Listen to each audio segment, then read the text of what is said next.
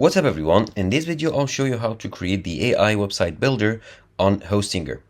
So here I'm on the Hostinger dashboard, sign into my account, go here to the websites tab and then click on add website, and here choose the Hostinger website builder.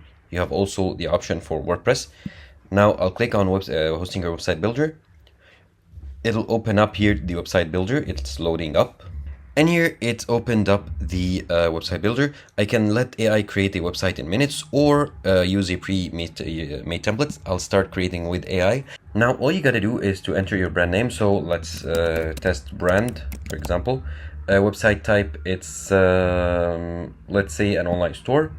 And now a description. You need to enter a description as detailed as possible. Now here let's type in, for example, create a modern looking online store that I can use to sell my products.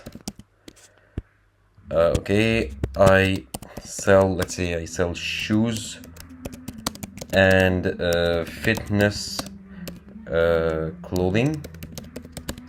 Okay, and let me say, for example, I need the design to have a blue tone to it. And now all you need to do is to click on generate website, and the AI will generate a website based on the info that you provided. Of course, you can go ahead after you create and change any element that you want to change.